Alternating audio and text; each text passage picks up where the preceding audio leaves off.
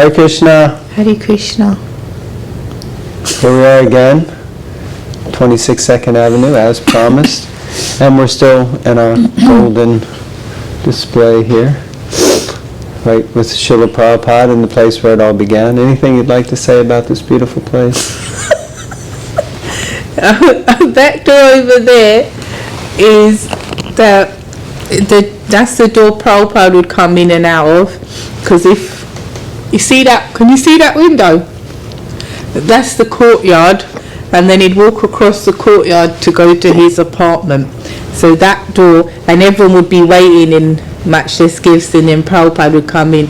Now I don't know if you can see that door. Can you see that door? So that's the loo. And Bathroom, for those of you who don't know what a loo is. and so if you've read Lilamrita, if you haven't, why not? Please read it. Then you'll know that there was a bum that came in when Prabhupada was here talking, and everyone got a bit freaked, like, oh, what's going on? And he just came in from the main door over there, walked in and put some toilet roll, and then walked out, and then Prabhupada said, see, everyone is inclined to do some service.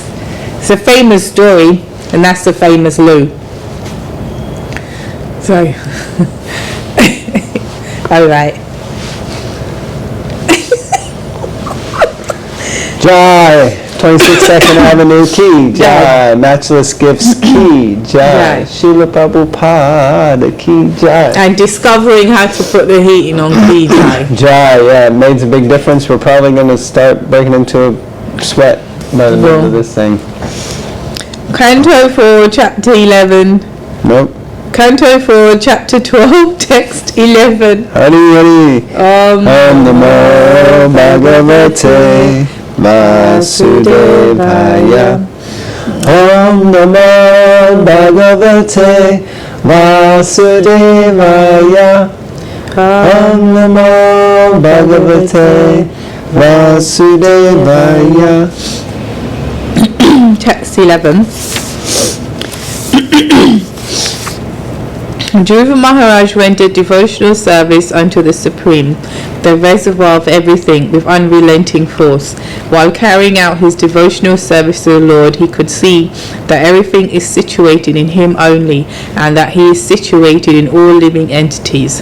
The Lord is called Achyuta because he never fails in his prime duty to give protection to his devotees.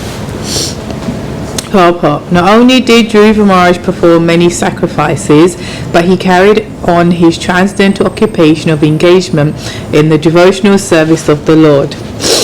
The ordinary karmis who want to enjoy the results of fruitive activities are concerned only with sacrifices and realistic ceremonies. Ritualistic, not realistic. Although they probably are realistic. But as enjoined in the Vedic Sastras. Although Dhruva Maharaj performed many sacrifices in order to be an exemplary king, he was constantly engaged in devotional service. The Lord always protects his surrendered devotee. A devotee can see that the Lord is situated in everyone's heart, as stated in the Bhagavad Gita.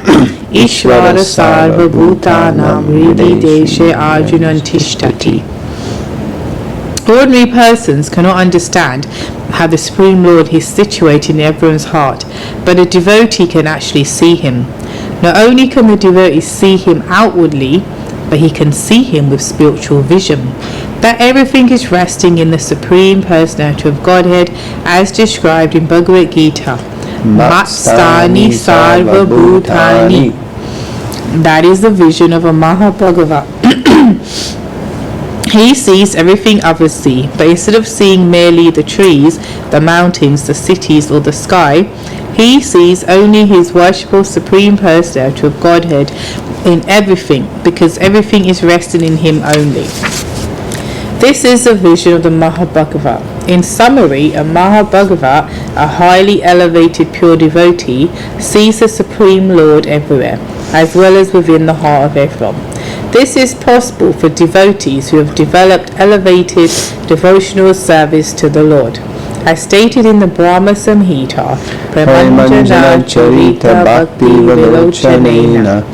Only those who have smeared their eyes with the ointment of love of Godhead can see everywhere the Supreme Lord face to face. and is not possible by imagination or so-called meditation. So I think we're describing Prabhupada here for sure. Prabhupada is seeing Krishna everywhere, and this is why Prabhupada could do what he did, which is quite appropriate. We're here again in Matchless Gifts, where it's interesting. I was saying this the other day, the types of persons that came in the beginning. We will turn away now in most temples, actually. People who are a bit stoned and out of it, a bit grubby looking, a bit dodgy looking, oftentimes, or you keep an eye on them, hold on. But Prabhupada welcomed them in happily. He wasn't going for the so-called, fancy pants, high society people, and he welcomed them in here because he was seeing they're actually all spirit souls and they're really suffering, and he identified, you're in this advanced country, money, opportunity, wealth, you're born, if you're born, he would often say, if you're born in America, you're very fortunate. But he could see, you're dissatisfied, you're actually suffering, you're not happy. And then, so he was seeing on the spiritual platform and not the bodily platform, and he therefore could, they could relate to, there was love. When you know that someone's just connecting with you with no motive, and you feel, sometimes people say that when they talk to certain sannyasis and that, they just feel so nice and happy because that person is just emanating love, basically.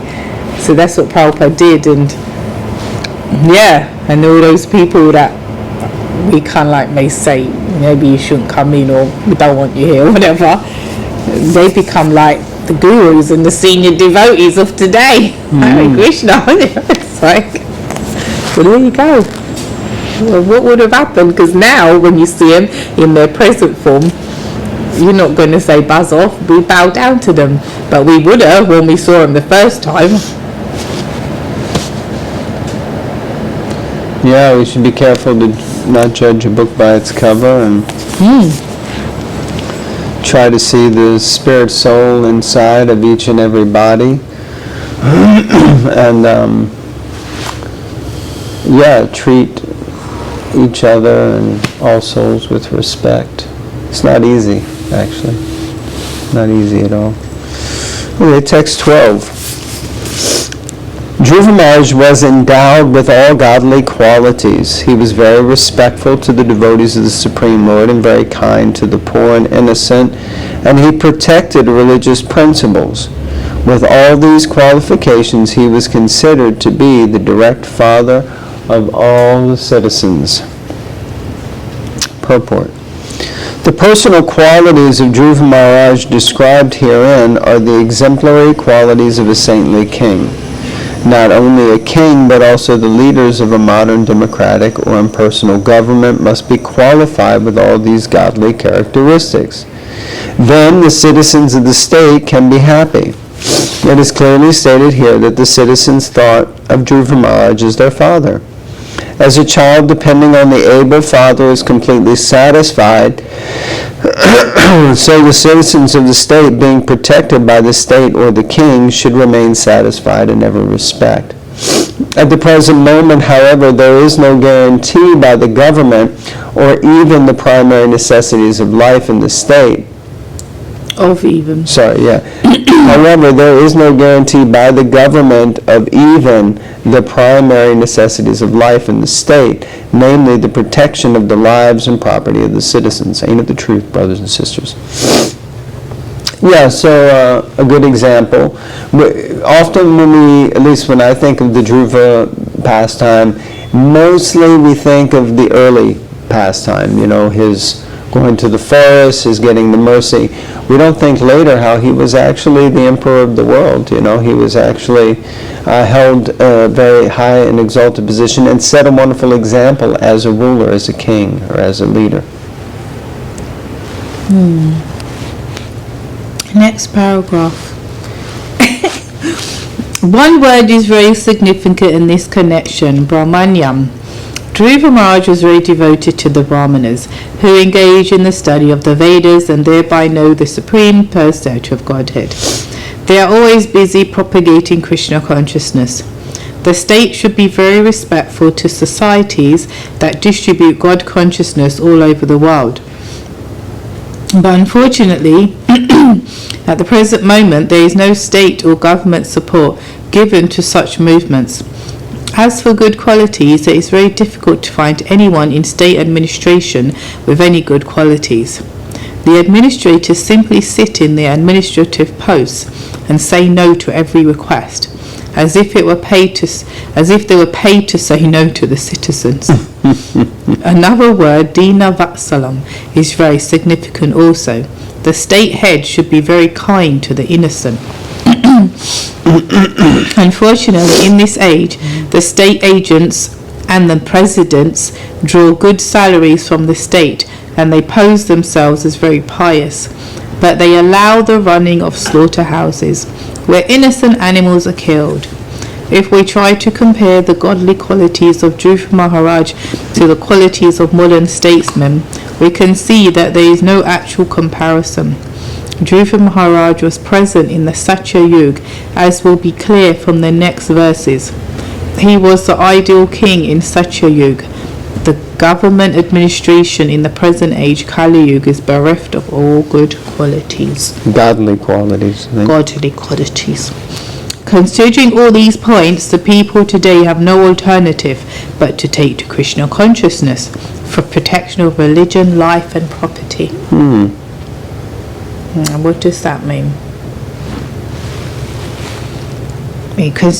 That last sentence, considering all these points, the people today have no alternative but to take to Krishna consciousness for protection of religion, life and property. Would you like to purport that for us? Because I'm a little confused. No, that's what I said. What does that mean? Are you asking that question generally? Yeah. Genuinely? Yeah.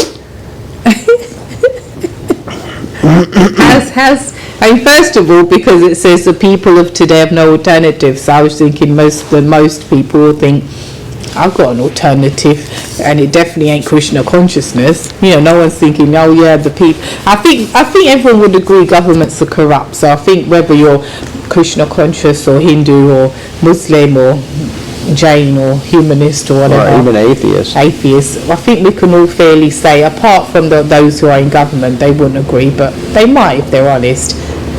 That's a pun in itself, if they're honest. But I think we can all agree that the governments are corrupt. But when it said the people today have no alternative, it sounds like we've got no choice. But I think most people would say, yeah, we do, and it ain't Krishna consciousness. That's not the only choice I've got. It just sounds so final. And then the sentence, got no no alternative but to take to Krishna consciousness for the protection of religion, life and property. That's an interesting one. I wish Prabhupada could explain it to us.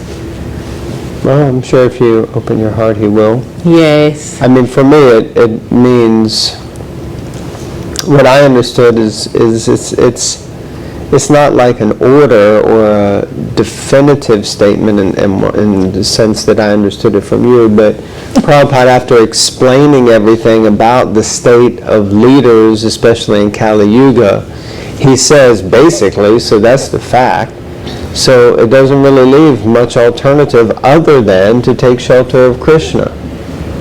And I think I got it that he's saying it in almost a good way.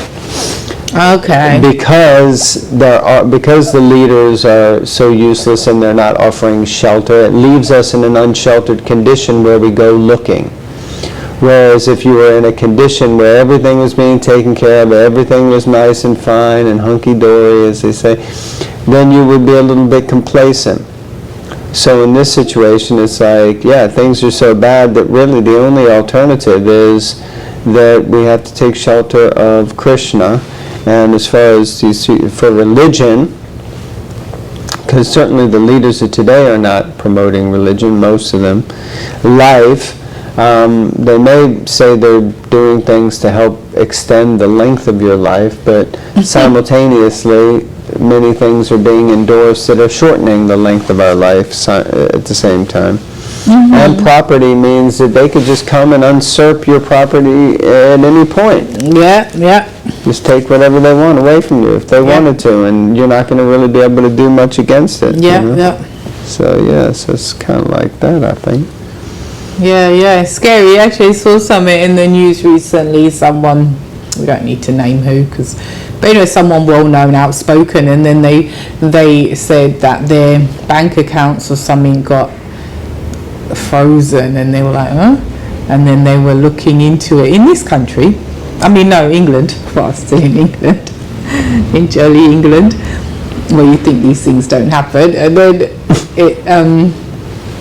it was kind of like that. It was kind of got into it, couldn't get too far, but it was for no good reason, and some dodgy stuff was coming out that because his views weren't appreciated at certain levels, and then certain accounts were just kind of just frozen, and you're like, and it was scary. It was like, if that can happen to you, who's very well known, but what happens to the little person, you know? Yeah, if they won't shut you. They will take it. Yeah. Scary stuff. Okay, so I think we can finish there. Yeah. And thank you very much for tuning in. We hope you're relishing as much as we are the opportunity to be in such sacred and holy space as 26 2nd Avenue, the original matchless gifts, where Srila Prabhupada started everything. So please remember to like, comment, subscribe, and share. Thank you very much, and we'll see you next time. Hare Krishna, Grantaraj Srimad Bhagavatam Ki, Jai. Srila Prabhupada Ki, Jai. Go Premanandi. Haribo.